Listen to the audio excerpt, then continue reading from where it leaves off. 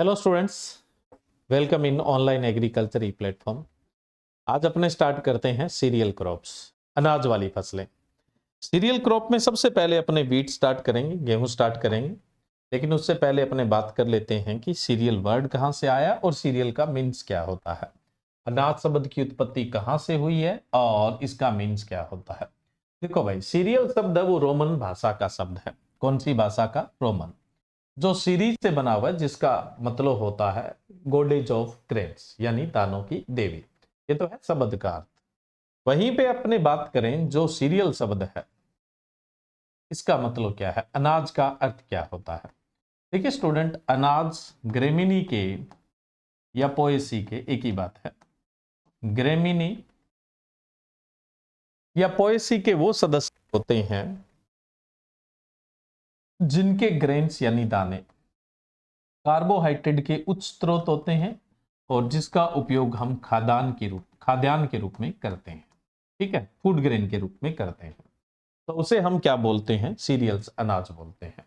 यानी ग्रेमिनी या पोएसी के वो सदस्य जो कार्बोहाइड्रेट के उच्च स्रोत है और जिनका उपयोग हम खाद्यान्न के रूप में करते हैं। ठीक है, अब देखो, खाद्यान्न का मतलब सिर्फ अनाज नहीं होता है। खाद्यान्न का मतलब अनाज प्लस दलहन होता है। अनाज प्लस दलहन होता है। ठीक है, और ये तो आपको क्लियर ही है कि जो अनाज है वो कार्बोहाइड्रेट के उच्च स्रोत होते हैं।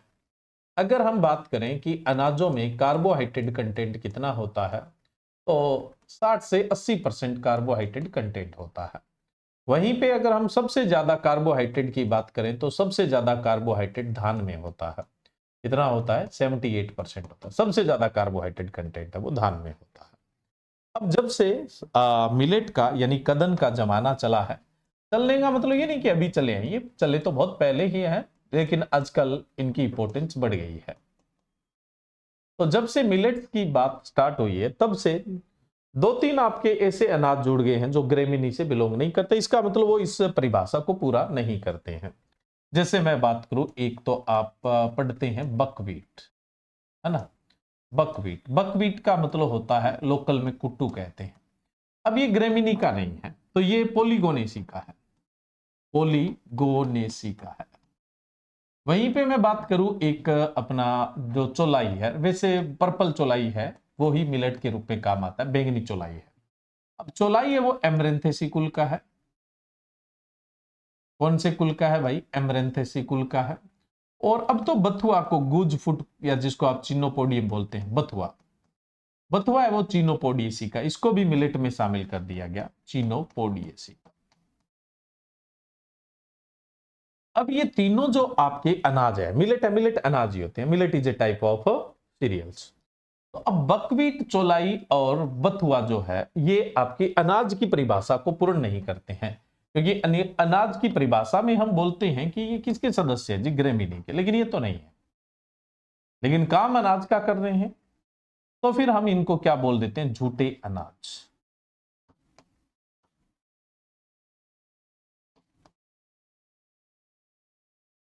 या फिर हम इन्हें क्या बोल देते हैं? छज अनाज बोल देते हैं, छज अनाज। या फिर हम इसे क्या बोल देते हैं? आभासी अनाज बोल देते हैं, आभासी अनाज बोल देते हैं। अंग्रेजी में सूडो सीरियल बोल देते हो। तो सूडो सीरियल बकवीट है, एमरेंथस है और चिनोपोडियम, यानी बकवीट कुटू है। चौलाई, चौलाई में भी बैंगनी चौलाई यूज करते हैं मिलेट के रूप में, और बथुआ है। तो इनको हम सूडो सीरियल की कैटेगरी में रखते हैं। यानी कहने का मतलब इन्हें झूठे अनाज की श्रेणी में है वो रखते हैं। ठीक है, अभी हमने कहा कि कार्बोहाइड्रेट मुख्य रूप से किसका स्रोत है? कार्बोहाइड्रेट, मुख्य रूप से कार्बोहाइड्रेट का। ये मिलने को तो प्रोटीन भी मिलता ही है इनसे, है ना।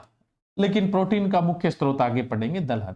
हल्की फुल्की वसा भी मिल जाती है और कुछ माइक्रोन्यूट्रेंट, सूक्ष्म पोषक तत्व है, वो भी होते हैं, सूक्ष्म पोषक तत्व।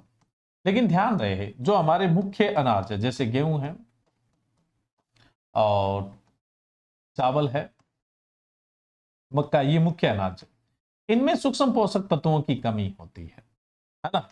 लेकिन वहीं पे जो मिलेट्स होते हैं, कदन होते हैं, उसमें आप देखते हैं जिंक अच्छा है, आयरन अच्छा है, और उसके अलावा मैं बात करूं तो कॉपर अच्छी मात्रा में होता है।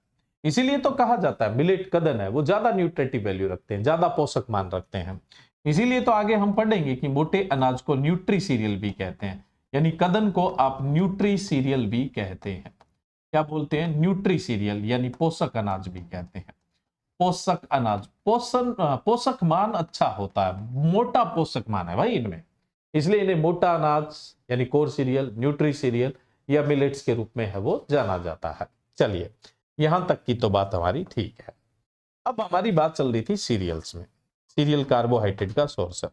वर्ल्ड में सीरियल के अंतर्गत सबसे ज्यादा जो एरिया है ना और प्रोडक्शन है वो गेहूं का है। विश्व में सबसे ज्यादा उगाए जाने वाला सीरियल और सबसे ज्यादा प्रोडक्शन वाला सीरियल कौन सा है? गेहूं है। अब हम वैश्विक स्थिति देखें गेहूं की, तो विश्व में गेहूं का सबसे ज्यादा क्षेत्र भारत के अंदर है, उसके बाद चीन के अंदर है। उत्पादन की बात करें तो विश्व में सबसे ज्यादा गेहूं का उत्पादन चीन करता है और दूसरे नंबर पे भारत करता है। उत्पादकता में जाए, अब देखो यहां पे क्षेत्रफल में भारत पहले पे है, उत्पादन भारत पहले पे है और चाइना दूसरे पे है। उत्पादन में चाइना पहले पे आ गया, क्षेत्र और उत्पादन में हम दूसरे पे चले गए। हमारे यहाँ क्षेत्रफल में तो हम 1 नंबर पे हैं, उत्पादन में 2 नंबर पे हैं। इसका मतलब हमारी जो उत्पादकता है वो चाइना की तुलना से कम है, चीन की तुलना से क्या है? कम है। वहीं पे प्रोडक्टिविटी की बात करें उत्पादकता की, तो यूनाइटेड किंगडम की उत्पादकता है, प्रोडक्टिविटी है वो सबसे ज्यादा है यूके की। उसके बाद इजिप्ट बोले तो मिस्र की उत्पादकता है वो सबसे ज्यादा है, और तीसरे नंबर है वो चाइना का है। ये इंटरनेशनल सेनेरियो, अंतरराष्ट्रीय मतलब सेनेरियो है। अब हम भारत की स्थिति की बात करें तो भारत में एरिया और प्रोडक्शन वाइज पहले नंबर पे यूपी है और दूसरे पे एमपी है। भारत में गेहूं का क्षेत्रफल और उत्पादन दोनों में पहले नंबर पे यूपी है, दूसरे पे एमपी है, लेकिन उत्पादकता में पंजाब है। प्रोडक्टिविटी जो है ना वो पंजाब की ज्यादा है। पंजाब की प्रोडक्टिविटी फूड ग्रेन में ज्यादा रहती है। अब हम बात करें, भारत में 3 प्रकार के गेहूं लगते हैं। ट्रिटिकम एसेटिवम जो लगभग पूरे गेहूं का 87%, जिसको आप ब्रेड व्हीट या कॉमन व्हीट बोल देते हैं। दूसरा ट्रिटिकम ड्यूरम। तीसरा हम बात करें तो ट्रिटिकम डाइकोकम। तो ये 3 गेहूं है ना वो भारत में मुख्य रूप से लगते हैं, ट्रिटिकम एसेटिवम, ट्रिटिकम ड्यूरम और ट्रिटिकम डाइकोकम। ठीक है, बात करेंगे वन बाय वन। सबसे पहले बात करते हैं ब्रेड व्हीट, जिसको आप चपाती गेहूं या फिर आप जिसको कॉमन गेहूं यानी सामान्य गेहूं बोल देते हैं। भारत में जितना गेहूं लगता है उसका 87% हिस्से पर आपका ट्रिटिकम एसेटिवम लगता है, और इसमें गुणसूत्र संख्या की बात करें तो 2n = 6x = 42 है। यानी ये तो क्लियर है कि ये हेक्साप्लॉइड है। कैसा है जी? हेक्साप्लॉइड है, यानी 60 गुणित है। कैसा है? 60 गुणित है। लेकिन यहां 2n का 6x का मतलब आप जाने ताकि आगे आपके लिए सुविधा रहे।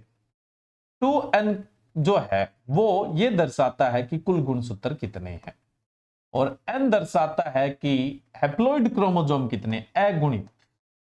अगुणित का मतलब है कि जब युग्मक बनता है तो उसमें कितने गुणसूत्र है, युग्मक जो बनता है उसमें कितने गुणसूत्र है। प्लॉइडी लेवल कुछ भी हो, टेट्राप्लॉइड हो, 4 गुणित हो, 6 गुणित हो, 8 गुणित हो, लेकिन हमेशा युग्मक बनते समय गुणसूत्र आधे हो जाते हैं। जैसे यहां है 2n = यहां स्थिति है 2n = 6x = 42। अगर यहां युग्मक बनते हैं, अरसूत्री भाजन होता है, अगुणिता आती है, तो यहां n = 3x = 21 बनेगा। इधर भी n = 3x = 21 बनेगा। कल को मान लो कि ये फीमेल गैमिट है और ये मेल गैमिट है, फिर से इनमें फ्यूजन होता है तो इनमें n और n जुड़ के कितना हो जाएगा? 2n। 3x जुड़ के कितना हो जाएगा? 6x, और 21 जुड़कर कितना हो जाएगा? 42। वापस मेंटेन हुआ या नहीं हुआ? इसका मतलब n किसको दर्शाता है? n दर्शाता है कि युग्मक में गुणसूत्र कितने, अरसूत्री भाजन होने के बाद कितने बनते हैं। जैसे आपने लिखा 2n = 42, तो स्वाभाविक है n = 42 डिवाइडेड बाय 2 ही होगा ना, तो कितने होंगे? 21 होंगे। तो आपसे पूछ ले कि n किसको रिप्रेजेंट करता है, तो हैप्लॉइड यानी अगुणित यानी युग्मक गुणसूत्र को रिप्रेजेंट करता है। वहीं x का मतलब क्या होता है? x बेसिक क्रोमोसोम है। बेसिक का मतलब आधार गुणसूत्र। अब आधार गुणसूत्र किसको दर्शाता है बताते। आधार गुणसूत्र है वो किसको दर्शाएगा? 6x इक्वल टू 42 है, तो x बराबर कितना हो जाएगा 42 डिवाइडेड बाय 6 इक्वल टू 7, यानी 7 हो जाएगा। आधार गुण सूत्र गेहूं में चाहे कोई सी भी जाति में चले जाओ, आधार गुण सूत्र आपके साथ ही निकलेंगे। मैं एग्जांपल के तौर पे आपको बता दूं। अब देखो ये क्या बताता है, ये बताता है कि जो गेहूं है, ये ब्रेड व्हीट है, इसमें कितने गुणसूत्र के सेट है, 7 सेट है। कितने सेट है, 7 सेट है जी। दोबारा बना देते हैं सीक्वेंस थोड़ा सा, 7 सेट है ये। प्रत्येक सेट पे कितने गुणसूत्र है वो यहां लगा होता है, 6। 1 2 3 1 2 6 गुणसूत्र है। टोटल सेट कितने हैं, नंबर ऑफ सेट बताता है ये कितने हैं, और उस पे गुणसूत्र कितने हैं। तो टोटल नंबर ऑफ सेट है जी 7, और प्रत्येक सेट पे गुणसूत्र कितने हैं, प्रत्येक सेट पे जी गुणसूत्र है वो आपके है 6। प्रत्येक सेट पे गुणसूत्र कितने हैं, 6 है। जब अर्धसूत्री विभाजन होता है ना, तो ये आधे आधे हो जाते हैं। कितने हो जाते हैं, आधे आधे। देखो एक तरफ 3x बच गया, गिन के देख लो 21 है, और इधर भी आप गिन के देख लो 3x बराबर 21 है। जब अर्धसूत्री विभाजन होगा, अर्धसूत्री का मतलब n हो गया, अर्धसूत्री का मतलब क्या हो गया, n। ये जुड़ेंगे तो वापस क्या बन जाएंगे एग्जाम। तो x का मतलब होता है आधार गुणसूत्र, बेसिक क्रोमोसोम, जो ये बताता है कि नंबर ऑफ सेट कितने हैं और सेट पे गुणसूत्र कितने हैं। और n ये बताता है कि हैप्लॉइड लेवल क्या है, यानी युग्मक गुणसूत्र कितने हैं। अब देखो एक सिंपल सा अपने एग्जांपल की बात करें, कल को आ जाए 2n, जैसे ड्यूरम के अंदर 2n equal to 4x equal to 28, यानी ड्यूरम है वो टेट्राप्लॉइड है, ट्रिटिकम ड्यूरम है वो टेट्राप्लॉइड है। तो यहां n बराबर कितना होगा, 28/2 होगा, यानी 14। n हमेशा ही आधा होता है, और x जो होगा वो क्या होगा, 28/4, क्योंकि 4x है, तो कितना आएगा 7। गेहूं की किसी भी जाति में चले जाओ, बेसिक क्रोमोसोम नंबर आपको 7 मिलेंगे। कितने मिलेंगे, बेसिक क्रोमोसोम तो 7 ही मिलेंगे।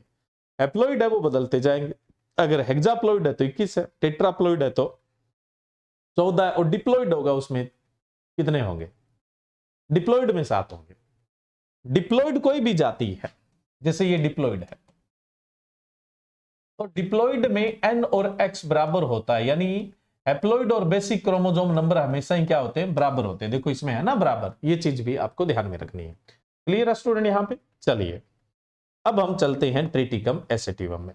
ट्रिटिकम एसेटिवम ब्रेड व्हीट है, और इसमें जो जीनोम है ना वो बड़ा स्पेशल है, AABB। ये तो ड्यूरम में भी है और डाइकोकम में भी है, लेकिन इसमें DD भी है।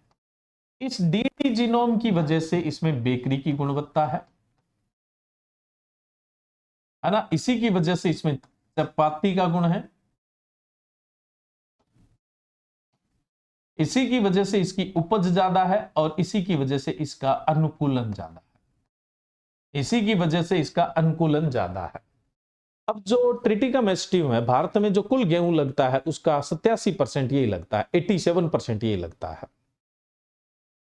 इसका मतलब है कि मुख्य रूप से यही लगता है, ये उत्तरी भारत में, केंद्र भारत में, और लगभग ये मान के चलिए पूर्वी भारत के आसपास ये गेहूं लगता है आपका। राज्यों की बात करें तो उत्तर प्रदेश, पंजाब, हरियाणा, राजस्थान, बिहार, पश्चिमी बंगाल, असम, मध्य प्रदेश, हिमाचल प्रदेश, जम्मू कश्मीर में ये ही गेहूं लगाया जाता है। नेक्स्ट अपने बात करें, अगली जाति है जी आपकी ट्रिटिकम ड्यूरम, यानी मैक्रोनी व्हीट। मैक्रोनी वही जिससे सबई बनती है और उसके अलावा सूजी बनती है, तो इसका नाम है ट्रिटिकम ड्यूरम, और ये टेट्राप्लॉइड है जी, 28 गुणसूत्र है। इसे मुख्य रूप से मध्य प्रदेश, महाराष्ट्र और गुजरात में लगाया जाता है। तीसरा है इमर व्हीट, जिसको आप ट्रिटिकम डाइकोकम कहते हैं। गुणसूत्र संख्या वही टेट्राप्लॉइड है, 4 गुणित है, ड्यूरम की तरह ही है, 4 गुणित है। और ये मान के चलिए कि भारत में जो हम ड्यूरम की बात कर रहे थे, ये जितना भारत में गेहूं का क्षेत्र है उसके 12% हिस्से पे लगती है, ठीक है। अब हमारी बात चल रही थी डाइकोकम। एसेटिवम कितने हिस्से पे लगता है, 87%। वहीं पे ड्यूरम कितने प्रतिशत हिस्से पे लगता है, 12। और ये अपना इमर व्हीट जो है ना, इमर व्हीट ये भारत में जितना गेहूं लगाया जाता है सिर्फ उसके 1% हिस्से पे लगता है। तो भारत में ये 3 ही मेन गेहूं लगते हैं भाई। इंडिया के अंदर अगर देखा जाए ना तो ये 3 ही मेन गेहूं लगते हैं, समझ में आ गया। अब ये जो इमर व्हीट है, इसको जैसे साउथ इंडियन डिश है ना, उपमाव बनाने के काम में लेते हैं। किस काम में लेते हैं? उपमाव बनाने के काम में लेते हैं, उपमाव बनाने के। अब देखो, उपमाव साउथ इंडियन डिश है, तो ये गेहूं भी कहां लगता है? साउथ इंडिया में, तमिलनाडु में लगता है, महाराष्ट्र में लगता है, कर्नाटक में लगता है। कर्नाटका में, महाराष्ट्र में और तमिलनाडु में इस गेहूं को लगाया जाता है। अब आगे बढ़े उससे पहले आपको बता दें कि भारत के अंदर, भारत के क्या पूरे विश्व की बात कर लेते हैं। विश्व में मेनली जो डिप्लॉइड जातियां हैं ना, वो 2 है। टेट्राप्लॉइड है वो 7 है, और हेक्साप्लॉइड है वो 5 है। यानी द्विगुणित 2 जाति है, 4 गुणित 7 जाति है, और 6 गुणित है वो 5 जाति है। यानी 14 जातियों की अपने को बात करनी है। अब घबराना नहीं है कि 14 के नाम याद करने पड़ेंगे क्या, नहीं, 14 के नहीं, 6-7 के याद करने पड़ेंगे, चाहे किसी भी एग्जाम में आ जाए तो उनसे बाहर नहीं आएगा। अब इससे पहले हम बता दें कि जो द्विगुणित जातियां हैं, उनका जो ओरिजिन है, डिप्लॉइड जो है, इनका ओरिजिन है वो एशिया माइनर है। एशिया माइनर बोले तो टर्की वाला क्षेत्र, एशिया माइनर जो है वो टर्की वाला क्षेत्र है जो, ठीक है। फिर टेट्राप्लॉइड 4 गुणित जो जातियां है ना, इनका ओरिजिन लगभग एबिसीनिया और नॉर्थ अफ्रीका है। एबिसीनिया और नॉर्थ अफ्रीका, उत्तरी अफ्रीका, एबिसीनिया और नॉर्थ अफ्रीका, उत्तरी अफ्रीका। वहीं पे हेक्साप्लॉइड जो 6 गुणित होती है, 6 गुणित जो जातियां हैं, उनका जो ओरिजिन है हेक्साप्लॉइड जो है ना, 6 गुणित जिनको आप बोलते हैं, अभी हमने ट्रिटिकम एसिटियम की बात की थी ना, वही 6 गुणित। तो 6 गुणित का ओरिजिन जो है ना, वो सेंट्रल एशिया है, यानी केंद्र एशिया या मध्य एशिया है। मध्य एशिया का मतलब है जी आपका ये अफगानिस्तान से लेकर कजाकिस्तान वाला जो एरिया है, अफगानिस्तान से लेकर कजाकिस्तान वाला एरिया है ना, वो सेंट्रल एशिया में आता है, केंद्र एशिया में आता है। उज्बेकिस्तान भी आ जाता है, ये कई सारे स्थान आ जाते हैं, मंगोलिया भी इसी के अंदर आ जाता है। तो ये वाला जो एरिया है वो सेंट्रल एशिया है, तो इनका ओरिजिन है वो सेंट्रल एशिया है। अब हम बात करें, हमने कहा कि 2 डिप्लॉइड जाती है, कितनी? 2। डिप्लॉइड का मतलब 2n equal to 2x equal to 14 भाई, ये डिप्लॉइड होती है। इनका जीनोम ए होता है, हिंदी में दिखा देते हैं आपको। एक ये जाती है, एक ये जाती है। ये जो नीचे वाली है ना, ये नीचे वाले के हिस्से में आएगी, टेट्राप्लॉइड में आएगी, कंफ्यूज मत हो जाना, ये टेट्राप्लॉइड में आएगी। ऊपर ऊपर वाले की बात कर रहे हैं जो रेड मार्कर में है। देखो भाई, एक तो है ट्रिटिकम बायोटिकम। ये बायोटिकम है ना, ये सभी गेहूं के पूर्वज है। जो गेहूं की एंसेस्टर प्रजाति है ना, वो एक तो ट्रिटिकम बायोटिकम है, और सबसे मेन यही है जिसको आप ट्रिटिकम एजिलोपोइडस भी बोलते हैं। ट्रिटिकम एजिलोपोइडस ये सबसे मेन पूर्वज है, एंसेस्टर है। इसको जंगली इकोर्न भी कहते हैं, और इसमें जीनोम है वो कौन सा है? ए देखने को मिलता है। ट्रिटिकम मोनोकोकम याद रखना है, दोनों जातियां याद रखनी है, क्योंकि ये एंसेस्टर और ये डिप्लॉइड जो कल्टीवेटेड जाती है, इसकी खेती की जाती है ट्रिटिकम मोनोकोकम की। ट्रिटिकम मोनोकोकम को इकोर्न बोलते हैं, और इसमें भी ए ही आपका जीनोम है। और वैसे ये देखा जाए तो ये इसी से बनी हुई है। ट्रिटिकम मोनोकोकम है ना, वो ट्रिटिकम बायोटिकम से ही बनी हुई है। अब हम चलते हैं जी टेट्राप्लॉइड। टेट्राप्लॉइड के लिए आप क्या लिखते हैं? टेट्राप्लॉइड के लिए आप लिखते हैं 2n equal to 4x equal to 28, ये लिखते हैं।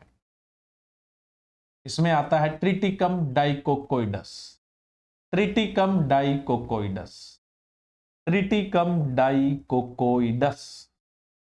ये जंगली इमर है, जंगली इमर है, कल्टीवेटेड नहीं है, ठीक है। और इसमें जीनोम कैसा होता है? इसमें ये जीनोम हो गया ना टेट्राप्लॉइड, 4 जीनोम दिख रहे हैं तो टेट्राप्लॉइड है, सीधी सी बात है। अब इससे बनी ट्रिटिकम डाइकोकम जो कल्टीवेटेड है, खेती की जाती है, ट्रिटिकम डाइकोकम हमने अभी पढ़ा था ना, इमर व्हीट जो है, इमर व्हीट जो है। और इसमें भी जीनोम आपके वही है, और ये बनी किससे है? ये ट्रिटिकम डाइकोकोइडस से बनी है। अब लेकिन बात ये कि ट्रिटिकम डाइकोकोइडस किससे बनी है, वो बाद में बात करेंगे। तीसरा आपको याद रखना है ट्रिटिकम ड्यूरम, याद तो रखना ही पड़ेगा, मैक्रोनी गेहूं पढ़ ही चुके हैं, भारत में भी लगती है।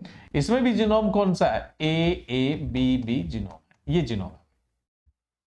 क्लियर है स्टूडेंट? यहां पे ये 3 आप अच्छे से याद रखें, टोटल 7 है जिसमें से 3 याद रखें। बाकी ट्रिटिकम पारिसिकम, पारसी गेहूं है। ट्रिटिकम टर्गेडिम, कलिप गेहूं या रिवर्ट व्हीट बोलते हैं।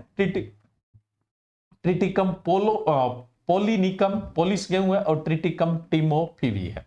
ये 7 डिप्लॉइड है जिसमें से आप 3 याद रखिए, शुरू वाली 2 तो हमारे यहाँ कल्टीवेट ही होती है, डाइकोकम और ड्यूरम याद रखनी पड़ेगी, और ट्रिटिकम डाइकोकोइड्स आपको याद रखनी पड़ेगी, भी टेट्राप्लॉइड कैसे डेवलप हुई उसकी बात करते समय। अब हम बात करते हैं hexaploid. 2n equal to 6x equal to 42। ठीक है, 5 जातियां हैं triticum aestivum. Bread wheat genome की बात कर चुके हो, ये जीनोम इसमें देखने को मिलता है। उसके अलावा और कुछ याद रखने की जरूरत नहीं है। ट्रिटिकम कॉम्पेकेटम जिसको आप क्लब गेहूं बोलते हैं, ट्रिटिकम स्पेरोकोकम बोना गेहूं, ट्रिटिकम स्पेलेटा जिसको आप प्रयोजित गेहूं या स्प्लेट व्हीट बोलते हैं, और ट्रिटिकम माचा जिसको माचा गेहूं के नाम से जानते हैं। तो ये 5 हेक्साप्लॉइड है जिसमें से आपको 2 याद रखनी है। एक तो कौन सी, ट्रिटिकम स्पेरोकोकम और ट्रिटिकम एसिटिवम। आपसे पूछ लिया जाता है ड्वार्फ व्हीट कौन सा है, बच्चे भाग के कर देते हैं ट्रिटिकम एसिटिवम। नहीं भाई, ट्रिटिकम एसिटिवम नहीं, ट्रिटिकम स्पेरोकोकम है, ये ड्वार्फ है। ट्रिटिकम देखो, बच्चों से जब ड्वार्फ पूछा जाता है ना तो उनको वो याद आ जाती है कि हमने RST1 और RST2 जीन है ना वो इसमें शिफ्ट किए हैं, तो ये सेमी ड्वार्फ है। इसने पूछा है ड्वार्फ और प्रजाति पूछी है ट्रिटिकम स्पेरोकोकम है। ड्वार्फ व्हीट में बच्चे गलती करते ही करते हैं, देख लो एक बार अच्छे से।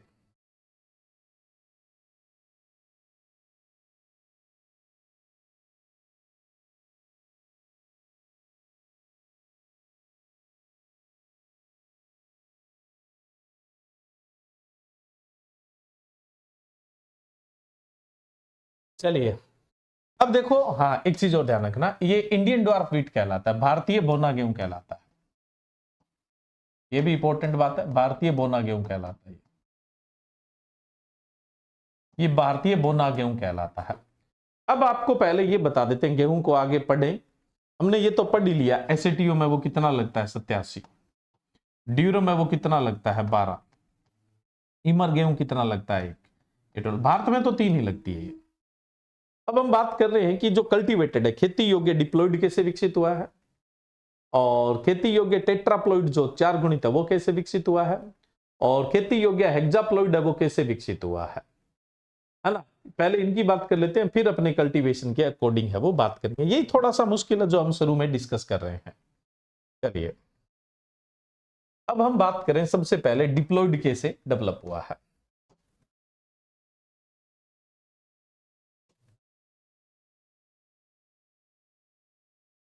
ट्रिटिकम बोयटिकम, ट्रिटिकम बोयटिकम को आप जंगली इकॉर्न भी कहते हैं, और इसके अलावा इसे ट्रिटिकम एजिलोपोइडस भी कहते हैं, पीछे भी हमने बात की थी। इसका जो क्रोमोसोम नंबर है वो 2n इक्वल टू 14 है, 14 है, यानी इसमें जो जीनोम है वो AA जीनोम है। इसमें हुआ भाई नेचुरल म्यूटेशन एंड सिलेक्शन, प्राकृतिक उत्परिवर्तन, प्राकृतिक उत्परिवर्तन व चयन, जिससे बन गया ट्रिटिकम मोनोकोकम।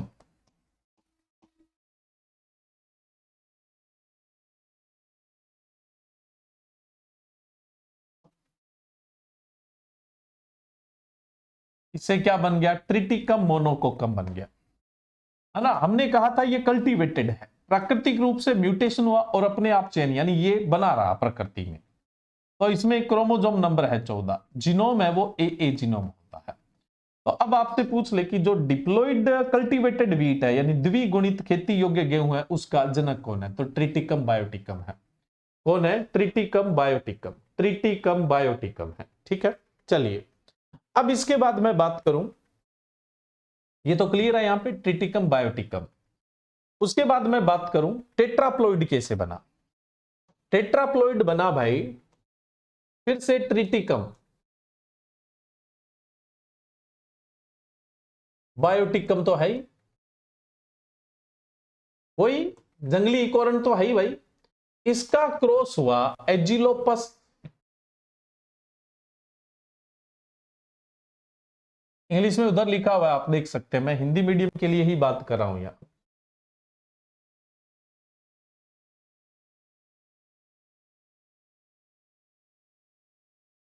ट्रिटिकम बायोटिकम का क्रॉस हुआ एजिलोपस स्पेलेटोइडस के साथ, प्राकृतिक रूप से हुआ, किसी ने नहीं करवाया। अब आपको इनके गुणसूत्र संख्या पता होनी चाहिए। ट्रिटिकम बायोटिकम का तो मैंने पीछे बताया था 2n = 14, ये देखिए बताया था ना, बायोटिकम वहां भी पूर्वज था, यहां भी पूर्वज है, और इसका जीनोम AA है। और एजिलोप्स एजिलोप्स स्पेलोइटोइडस है, ये भी 2n = 14 है, लेकिन इसका जीनोम BB है। अब होगा क्या, यहां गुणसूत्र बनेगा, वो बनेगा n बराबर, गुणसूत्र क्या, गेमिट बनेगा, वो बनेगा n बराबर 7 यानी इधर A जीनोम आएगा और इधर से B जीनोम आएगा। इन दोनों का क्रॉस होगा, इन दोनों के क्रॉस से जाति तो डिप्लॉइड आ जाएगी, लेकिन पंगा फंस जाएगा कि जीनोम जो है ना वो अलग अलग है। अब जब तक जीनोम डबल अवस्था में नहीं होते हैं, है ना भाई, डबल नहीं होते हैं, यहां A और B है तो दो, लेकिन A अलग है B अलग है, सेम डबल नहीं होते ना, तब तक वो बंदे जाती होती है। तो ये बंदे है, ये मल्टीप्लेक्शन नहीं कर सकती थी। तो अब इसमें प्राकृतिक उत्परिवर्तन भी हुआ और डबलिंग भी होगी। प्राकृतिक उत्परिवर्तन हो गया इसमें, प्राकृतिक उत्परिवर्तन हो गया, वह डबलिंग हो गई। उत्परिवर्तन से ही होती है डबलिंग, तो ये हो गया जी डबलिंग। अब जो बना ना वो बना ट्रिटिकम डाइकोइडस, ट्रिटिकम ट्रिटिकम डाइकोइडस, डाइकोइडस बना। ये जंगली है भाई, डाइकोइडस है, डाइकोकम नहीं है, ये जंगली इमर है, ये बन गया जंगली इमर। इसमें खेती वाले गुण नहीं है जंगली इमर में, लेकिन हाँ एक बात ठीक है, इसमें अब जो जीनोटाइप है ना, जीनोम जो है वो डबल हो गई, उस वजह से AABB हो गया, ये फर्टाइल हो गया। अब इसमें हो गया नेचुरल सिलेक्शन, प्राकृतिक चयन, और इससे बन गया ट्रिटिकम डाइकोकम। क्या बन गया, प्राकृतिक चयन हो गया, नेचुरल क्या हो गया, सिलेक्शन हो गया, प्राकृतिक चयन। अच्छे गुण है वो हमने प्राकृतिक रूप से ही रख लिए। ट्रिटिकम डाइकोकम, ये इमर गेहूं है। कौन सा गेहूं है जी, इमर गेहूं है। और इसमें जीनोम कौन से हैं भाई, 4 जीनोम है, वो भी डबल डबल है, ठीक है। तो अब ये फर्टाइल है, उर्वर है। तो इस तरह से अपना कौन सा टेट्राप्लॉइड बना। अभी देखो डिप्लॉइड में पूर्वज था, एंसेस्टर था, वो कौन सा था, ट्रिटिकम बायोटिकम, और यहां एंसेस्टर कौन सा है, एजिलोप्स स्पेलेटोइडस। तो ये दो इसके जनक हुए, लेकिन जो मेन पूर्वज है, जो मेन पूर्वज है वो कौन सा है, ट्रिटिकम बायोटिकम, और दूसरा आपका एजिलोपस स्पेलेटोइडस है।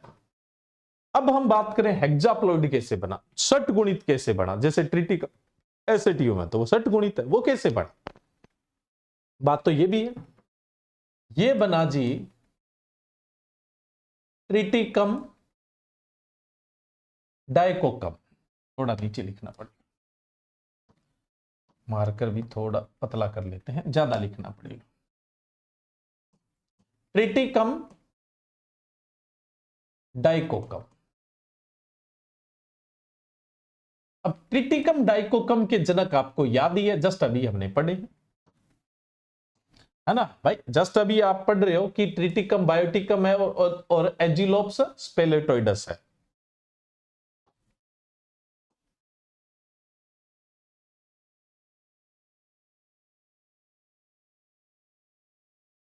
ट्रिटिकम बायोटिकम है, ठीक है। दूसरा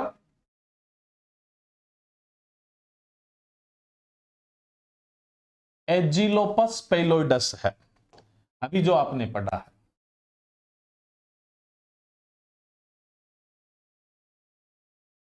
तो ये तो डेवलप हो गया, इसकी तो बात हो गई, लेकिन हेक्साप्लॉइड कैसे डेवलप हुआ।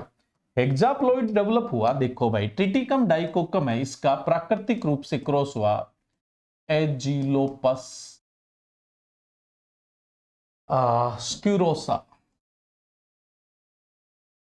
किसके साथ हुआ, स्क्यूरोसा। अब देखो इनके गुणसूत्र की बात करें, तो अभी हमने बात की थी कि जो ट्रिटिकम डाइकोकम है ये टेट्राप्लॉइड है, जीनोम इसका AABB है। अब युग्मक बनेंगे तो क्या बनेगा, युग्मक n बराबर 2x बराबर 14 और जीनोम A और B बनेगा। तो एजिलोप्स है वो 2n=14 है और इसमें जो जीनोम है वो डी जीनोम है। अब आपसे पूछ ले डी जीनोम का सोर्स कौन सा है, तो एजिलोप्स स्क्यूरोसा है। भाई डी जीनोम का सोर्स कौन सा है, एजिलोप्स स्क्यूरोसा है। ये भी ध्यान रखना, ये इंपॉर्टेंट है। भाई डी जीनोम का सोर्स तो आप बोलेंगे एजिलोप्स स्क्यूरोसा है, वो डी जीनोम का सोर्स है। अब युग्मक बनेंगे तो n बराबर 7 और जीनोम आएगा इधर से डी। अब देखो यहां जो जनरेशन आएगी उसमें ध्यान दीजिए, यहां जो जनरेशन आएगी वो 3n आएगी, 2n=3x=21 और जीनोम क्या आ जाएगा, ए बी और डी आ जाएगा, सिंगल सिंगल जीनोम है। तो वही मैंने बोला ना, ये बंदे होगा। ये कैसा होगा, बंदे होगा। ये बंदे होगा भाई, ये जनरली क्या है, बंदे होगा, स्ट्राइल होगा, क्योंकि जीनोम डबल नहीं है। अब क्या हुआ, नेचुरल, ये स्ट्राइल है, बंदे है। मैंने पीछे भी बताया था कि एक में ये भी बंदे स्थिति थी, ये भी बंदे स्थिति थी, है ना, स्ट्राइल स्थिति थी, क्योंकि जीनोम डबल नहीं है तब तक बंदे होता है। ये भी बंदे है, तो यहां नेचुरल डबलिंग यानी प्राकृतिक रूप से उत्परिवर्तन होकर डबलिंग हो जाएगी, उत्परिवर्तन से डबलिंग होगी। डबलिंग होते ही बन जाएगा यहां पे ट्रिटिकम एसिटिवम, बड़ी कमाल की चीज।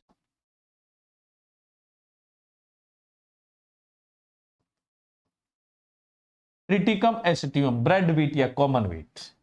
2n=6x=42, यानी जीनोम हो गया जी ए डबल हो गया ना, बी और डी।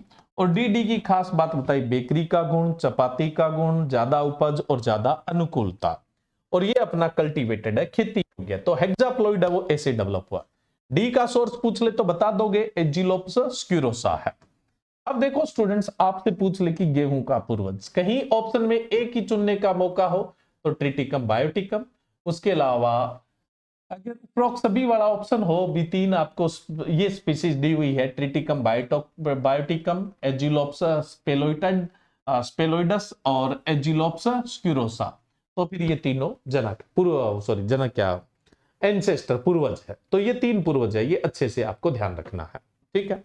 तो ये तो मैंने आपको बेसिक सा बताया कि डिप्लॉइड है और टेट्राप्लॉइड है, और जो हेक्साप्लॉइड है वो कैसे डेवलप हुआ, डी का सोर्स कौन सा है, मुख्य पूर्वज कौन सा है।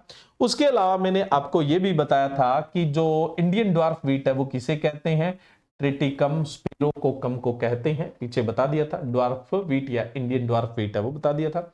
बाकी एक जनरल सा इंट्रोडक्शन हुआ है, बाकी अपने कल डिस्कस है वो नेक्स्ट क्लास के अंदर डिस्कस करेंगे, जनरल जो है ना। बाकी जो चीजें हैं भाई, फ्रूट टाइप क्या है, ओरिजिन क्या है, बोटनी क्या है, ये सब तो नेक्स्ट के अंदर अपने डिस्कस करेंगे। अभी के लिए इतना ही, ओके, थैंक यू।